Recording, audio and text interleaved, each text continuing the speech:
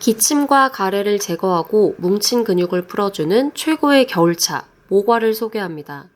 언젠가도 말씀드렸듯이 우리가 가정에서 중요하지 않은 것이 없겠지만 정말 놓쳐서는 안 되는 것 중에 하나가 바로 간을 위한 식품이나 차는 꼭 준비되어 있어야 한다고 했죠. 봄에는 냉이, 여름에는 매실, 가을과 겨울에는 모과. 기억나시죠? 오늘의 주인공 모과를 준비했습니다. 모과는 장미과에 속하는 여러 해살이 낙엽성 목본 식물인 모과나무의 잘 익은 열매를 말합니다.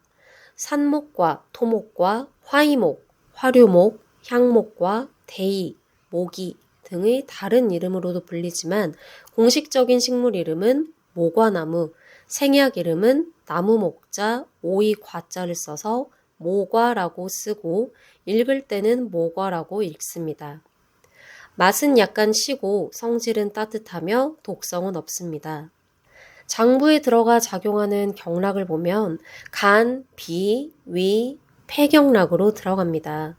그래서 몸의 면역 기능을 높여주고 소화 기능을 돕고요. 특히 몸 안의 기혈이 잘 순환되도록 도와주어서 뭉친 근육을 풀어주는 좋은 기능을 하게 되죠. 뿐만 아니라 폐 기능에도 도움을 주어 기침 가래를 없애고 기관지를 깨끗하게 하는 효과도 탁월합니다. 그럼 모과의 주요 성분을 한번 알아볼까요? 첫째, 모과에는 유기산이 풍부하게 들어 있습니다. 유기산은 식물 중에 존재하면서 세포의 호흡작용에 기질로 이용되는데 특히 과실류에 많이 함유되어 있고요. 여러 식미 중에서도 신맛에 관여하는 과실의 주요 성분을 말합니다. 사과산, 구연산, 수산, 이소구연산, 호박산 등이 있죠. 예를 들어 볼까요? 특히 모과에 많이 들어있는 사과산은 능금산이라고도 하는데요. 덜 익은 사과나 복숭아 같은 과실 속에 들어있는 무색의 결정성 화합물질인 유기산의 일종으로 기분 좋은 향기를 내는 주요 성분입니다. 두 번째, 사포닌입니다.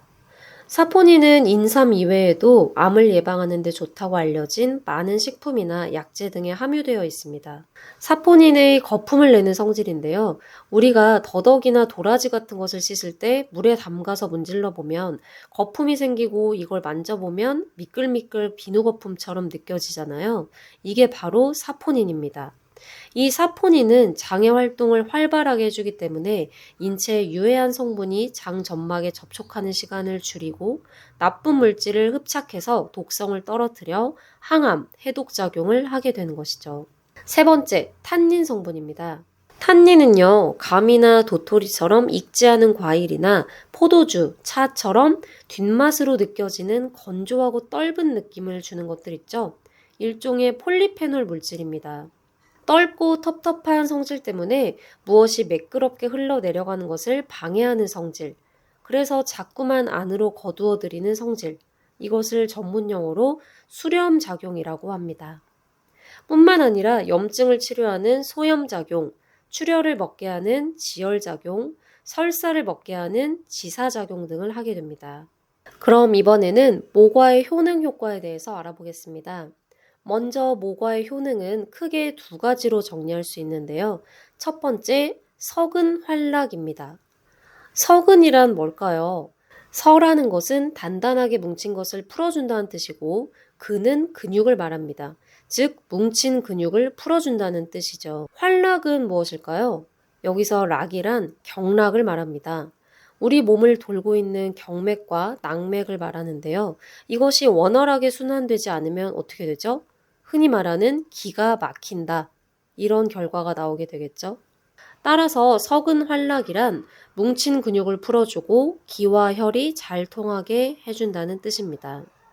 특히 연세가 많이 드신 어르신들, 여기저기 온몸이 결리고 뭉치고 아프고 또 기혈순환이 제대로 안 되니까 손끝, 발끝이 저리고 이런 증상들을 해결해 주는 것이 모과가 가지는 첫 번째 효능, 즉 석은 활락입니다. 두 번째 효능은 화위화습입니다. 화위란 위의 기능을 조화롭게 화평하게 한다는 뜻이죠. 음식이 들어가면 위액 분비가 정상적으로 되어서 소화를 시작하고 이걸 다시 소장으로 넘기고 이런 기능을 말합니다. 화습은요, 몸 안에 습사가 쌓이지 않도록 잘 소화시켜준다는 뜻이죠. 이게 참 중요한 얘기인데요. 요즘 왜 중성지방이니 내장지방, 다이어트나 이런 얘기들 많이 하시잖아요. 우리가 먹는 음식물 중 활동 에너지로 사용하고 남은 당분들은 중성지방으로 변해서 복부의 내장지방의 형태로 축적이 되는데 이게 바로 동양의학에서 말하는 대표적인 습사입니다. 화습이란 이런 습사가 쌓이지 않도록 소화를 잘 시켜준다는 뜻이죠. 그러니 이 모과 얼마나 중요한 과일입니까? 그럼 이번에는 모과의 적용 증상에 대해서 알아볼까요? 첫째, 구토 증상에 아주 좋습니다. 구토란 몸속의 여러 가지 이상으로 헛구역질을 하거나 먹은 음식물을 토하는 것이죠. 심한 통증도 동반됩니다. 이때는 말린 모과 10g에 물 1리터를 붓고 반으로 달여서 하루 2번씩 일주일 또는 열흘 정도 복용하면 좋은 효과를 볼 수 있습니다. 두 번째, 토사광란에도 좋습니다. 토사광란이란 위로는 토하고 아래로는 설사를 하는 급성 위장병입니다. 다시 말하면 먹은 음식에 대한 급성 체증이죠. 이때도 역시 모과 10g에 물 1리터를 붓고 반으로 달여 하루에 2번씩 7일에서 8일 정도, 심하면 10일 정도 복용하면 좋은 효과를 볼 수 있을 겁니다. 세 번째, 더위증입니다. 여름에 많이 나타나는 증상으로 흔히 더위 먹었다 라고 하죠. 올여름 언론에서도 많이 오르내렸던 온열병도 여기에 해당됩니다. 더위를 먹어서 발병하는 것으로 소화불량이나 구토 증세가 나타나기도 하죠. 이때도 하루 10g을 기준으로 물 1리터 정도에 넣고 달여 2번에 나누어 9에서 10일 정도 복용을 하면 좋습니다. 그렇지 않으면 술을 담가두었다가 30ml를 1회분으로 1일 1에서 2회씩 9일에서 10일 정도 복용하는 방법도 있습니다. 그 밖에도 모과는 여러 가지 증상에 사용하는데요. 아토피성 피부염으로 인한 가려움증, 진해, 거담, 거풍습, 목감기, 기관지염, 근육통, 동통, 보간, 빈혈, 사지동통과 염증의 효과가 있습니다. 설사나 구토 등 전해질 균형 실조 증상을 보일 때 이때는 주로 근육경련, 흔히 쥐가 난다고 하죠. 이때에도 유용하게 사용할 수 있습니다. 그럼 이번엔 모과의 이용 방법에 대해서 알아볼까요? 모과는 흔히 술이나 차로 많이 이용하는데요. 약효는 열매에 있어 주로 열매를 많이 사용합니다. 열매에는 특유의 향기 성분이 있죠. 먼저 열매의 겉에 묻어있는 흙이나 먼지만 잘 씻은 다음 물기를 제거하고 잘게 썰어 사용합니다. 열매를 생으로 사용할 경우에는 약 300에서 350g, 말린 것을 사용할 경우에는 약 100에서 150g을 소주 3.8에서 4리터 정도에 넣고 밀봉하여 햇볕이 들지 않는 서늘한 곳에 보관하세요. 3개월 정도 침출시키고 건더기를 건져낸 뒤 2, 3개월 정도 더 숙성시키면 신맛이 줄어들어 맛이 훨씬 좋아집니다. 물론 단기간에 드실 것 같으면 굳이 건더기를 걸러내지 않으셔도 됩니다.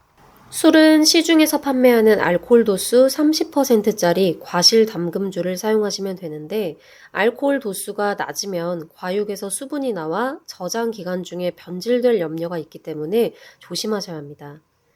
이 술을 하루에 30cc 정도 기준으로 한 잔씩 드시거나 끓여서 차로 마셔도 좋습니다. 차로 담글 때는요. 위에서 얇게 슬라이스한 모과와 같은 무게 비율의 설탕이나 꿀을 켜켜이 쌓고 맨 위에 모과가 드러나지 않게 설탕을 부어 놓고요.